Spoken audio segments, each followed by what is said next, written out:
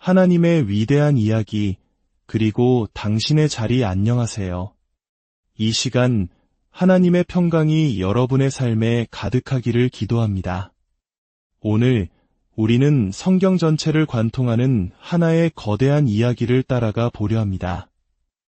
그것은 한 개인의 삶에서 시작하여 온 인류를 향해 뻗어나가는 장엄한 구원의 서사시입니다. 이 이야기를 듣기 전에 잠시 눈을 감고 상상해 보십시오. 하나님의 말씀이 우리가 전혀 알지 못하는 낯선 언어로 선포되는 순간을 말입니다. 때로는 일본어로, 때로는 스와힐리어로, 때로는 프랑스어로 울려 퍼지는 말씀 속에서 우리는 중요한 진리 하나를 깨닫게 됩니다. 그것은 바로 이 땅과 그 안에 있는 모든 것이 주님의 것이며 원수는 이 세상 어느 곳에서도 안전하지 않다는 사실입니다. 지옥의 문은 결코 하나님의 백성을 이기지 못할 것입니다. 오늘 우리가 나눌 이 이야기는 바로 그 진리가 어떻게 시작되었고 지금 우리에게까지 이어지고 있는지에 대한 것입니다. 이 이야기는 창세기 12장에서 본격적으로 시작되지만 그 배경을 이해하기 위해 우리는 잠시 시간을 거슬러 올라가야 합니다. 창세기 1장과 2장에서 하나님께서는 온 우주 만물을 창조하시고 보시기에 좋았더라고 말씀하셨습니다. 그곳에는 히브리인들이 살롬이라 부르는 완전한 평화와 조화가 있었습니다. 모든 것이 하나님의 영광을 드러내고 인간의 번영으로 이어지는 질서가 존재했습니다. 과식이 없는 풍요로움이, 정욕이 없는 사랑이, 두려움이나 속임수가 없는 관계가 있었습니다. 아담과 하와는 벌거벗었으나 부끄러워하지 않았습니다. 이는 단지 육체적인 상태뿐만 아니라 그들의 영적, 정신적, 감정적 상태가 완전히 투명하고 알려졌음에도 수치심이 없었음을 의미합니다. 상상해 보실 수 있겠습니까? 하나님의 임재 안에서 누리는 완전한 살롬의 상태를 말입니다. 그러나 죄가 인간의 반역을 통해 세상에 들어왔고 이 살롬은 산산조각 났습니다. 그 균열은 가장 미세한 세포 수준에서부터 거대한 우주에 이르기까지 모든 것에 영향을 미쳤습니다. 아담과 이브 사이의 관계는 즉시 틀어졌고 머지않아 첫 번째 살인이 일어났습니다. 세상은 걷잡을 수 없이 어두워졌고 마침내 하나님께서는 인간을 만드신 것을 한탄하시며 홍수로 세상을 심판하셨습니다. 살아남은 노아의 가족을 통해 인류는 다시 시작되었지만 인간의 교만은 또다시 고개를 들었습니다. 사람들은 창조주 하나님보다 스스로가 더 나은 신이 될 수 있다고 생각했습니다. 그들은 하나님 자신보다 하나님이 주시는 것들에 더 관심을 가졌고 스스로의 힘으로 하나님을 통제하고 자신들을 보호하려 했습니다. 그렇게 그들은 바벨이라는 도시에 하늘에 닿으려는 거대한 탑을 쌓기 시작했습니다. 하나님께서는 그들의 교만을 보시고 언어를 혼잡하게 하셨고 사람들은 온 땅으로 흩어졌습니다. 이로써 세상에는 여러 민족, 즉 열방이 생겨나게 되었습니다. 바로 이 절망적이고 흩어진 세상의 한가운데서 하나님께서는 한 사람을 부르십니다. 그의 이름은 아브람이었습니다. 이것이 바로 창세기 12장의 시작입니다. 주님께서 아브람에게 말씀하셨습니다. 너는 너의 고향과 친척과 아버지의 집을 떠나 내가 내게 보여줄 땅으로 가라. 내가 너로 큰 민족을 이루고 내게 복을 주어 내 이름을 창대하게 하리니 너는 복이 될지라. 너를 축복하는 자에게는 내가 복을 내리고 너를 저주하는 자에게는 내가 저주하리니 땅의 모든 족속이 너로 말미암아 복을 얻을 것이라. 이것이 바로 아브라함 언약입니다. 이것은 단순한 약속이 아닙니다. 이것은 죄로 인해 깨어진 세상을 하나님께서 어떻게 구속하고 회복하실 것인지에 대한 위대한 계획의 청사진입니다. 하나님께서는 아브라함 한 사람을 통해 땅의 모든 민족, 모든 족속, 즉 열방을 축복하시겠다고 약속하셨습니다. 이 언약은 이후 성경에 등장하는 모든 언약의 기초가 됩니다. 이 약속은 아브라함에게서 그치지 않았습니다. 창세기 26장에서는 그의 아들 이삭에게, 28장에서는 손자 야곱에게로 이어집니다. 시간이 흘러 이스라엘 백성은 이집트에서 거대한 민족으로 성장했지만 노예가 되는 고통을 겪습니다. 그때 하나님께서는 모세를 부르시며 말씀하십니다.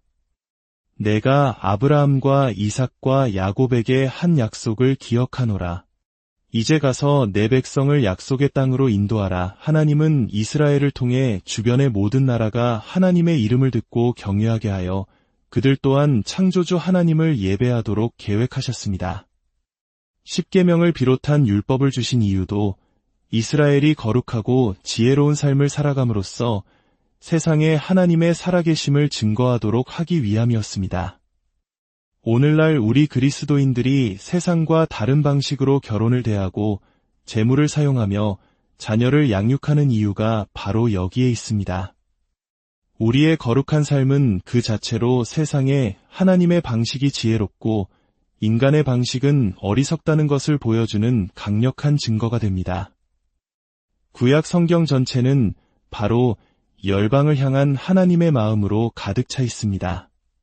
시편은 모든 민족들아 주를 찬양하라고 노래하며 이사야 선지자는 이스라엘이 열방에 구원의 소식을 전하는 사명이 있다고 선포했습니다.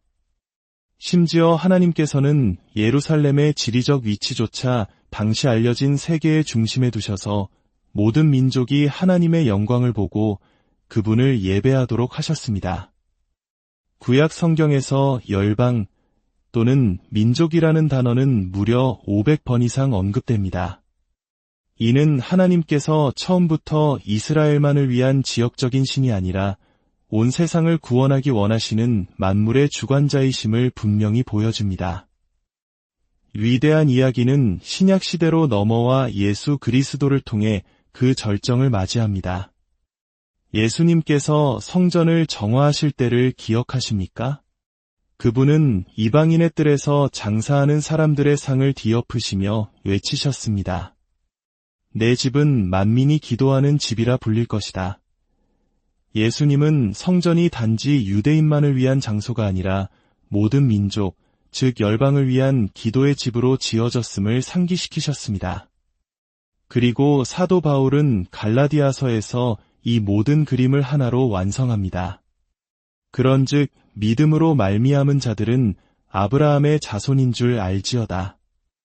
또 하나님이 이방을 믿음으로 말미암아 의로 정하실 것을 성경이 미리 알고 먼저 아브라함에게 복음을 전하되 모든 이방인이 너로 말미암아 복을 받으리라 하였느니라. 그러므로 믿음으로 말미암은 자는 믿음이 있는 아브라함과 함께 복을 받느니라. 놀랍지 않습니까? 약 4000년 전 하나님께서 아브라함에게 주셨던 그 약속이 바로 복음이었다는 것입니다. 그리고 오늘날 예수를 믿는 전 세계 23억 명의 그리스도인들, 바로 저와 여러분이 그 약속의 성취 그 자체라는 사실입니다. 우리는 이 거대한 이야기의 한가운데에 서 있습니다. 그렇다면 이 장엄한 이야기 속에서 오늘을 살아가는 우리의 역할은 무엇일까요? 부활하신 예수님께서는 제자들에게 마지막으로 이렇게 명령하셨습니다. 오직 성령이 너희에게 임하시면 너희가 권능을 받고 예루살렘과 온 유대와 사마리아와 땅끝까지 이르러 내 증인이 되리라. 여기서 우리는 몇 가지 중요한 사실을 발견해야 합니다. 첫째, 이 사명은 우리의 힘으로 감당하는 것이 아니라는 점입니다. 예수님은 너희가 권능을 받을 때라고 말씀하셨습니다. 여러분이 예수 그리스도를 구주로 영접했을 때 삼위일체 하나님의 세 번째 위격이신 성령께서 여러분 안에 내주하시고 능력으로 인치셨습니다. 사랑하는 성도 여러분, 여러분은 스스로 생각하는 것보다 훨씬 더 강력한 존재입니다. 우리 안에 초능력적인 그리스도인이 따로 있는 것이 아닙니다. 오직 성령으로 충만하여 그 능력에 순종하는 사람들이 있을 뿐입니다. 성령의 능력은 우리를 죄의 속박에서 자유롭게 합니다. 우리는 더 이상 죄의 노예로 살아가지 않아도 됩니다. 그 능력은 우리에게 상황에 흔들리지 않는 기쁨을 줍니다. 슬픔 속에서도 피어나는 기쁨, 고난 속에서도 잃지 않는 소망을 갖게 합니다. 그리고 궁극적으로 이 모든 변화된 삶 자체가 우리를 예수님의 증인으로 만듭니다. 둘째, 우리의 사명에는 분명한 영역이 있습니다. 예수님은 예루살렘과 온 유대와 사마리아와 땅끝까지라고 말씀하셨습니다. 여기서 주목할 단어는 그리고입니다. 이것은 순서가 아니라 동시적인 사명임을 의미합니다. 예루살렘은 바로 지금 우리가 발딛고 서 있는 곳입니다. 우리의 가정, 직장, 학교, 그리고 이웃입니다. 우리는 우리가 머무는 모든 곳에 영원의 무게를 싣고 살아가는 존재들입니다. 우리의 삶의 목적은 단순히 돈을 벌고 가족을 부양하는 것을 넘어 하나님을 떠나 있는 사람들이 그분을 발견하도록 돕는 것입니다. 유대와 사마리아는 우리의 문화적, 지리적 경계를 조금 넘어선 곳입니다. 우리가 속한 도시와 나라 전체, 혹은 우리와 다른 배경을 가진 사람들을 의미할 수 있습니다. 그리고 땅끝까지는 복음이 아직 닿지 않은 세상의 모든 구석, 모든 민족을 향한 부르심입니다. 오늘날에도 여전히 복음을 한 번도 들어보지 못한 채 살아가는 미전도 종족이 수천 개에 이릅니다. 그들 중 대부분은 아프리카와 아시아의 특정 지역에 집중되어 있습니다. 바로 그들을 향한 하나님의 마음이 오늘 우리에게도 부어지기를 소망합니다. 오늘 이 이야기가 여러분의 마음에 울림을 주었다면 이 축복의 통로가 되는 일에 함께 해주시겠습니까? 여러분의 구독과 좋아요는 더 많은 분들이 이 생명의 이야기에 연결되도록 돕는 귀한 나눔이 될 것입니다. 이 영상을 공유하는 작은 행동을 통해 여러분은 이미 하나님의 위대한 선교에 동참하고 계신 것입니다. 우리는 이 사명을 위해 세 가지를 실천해야 합니다. 기도하고, 베풀고, 나아가야 합니다.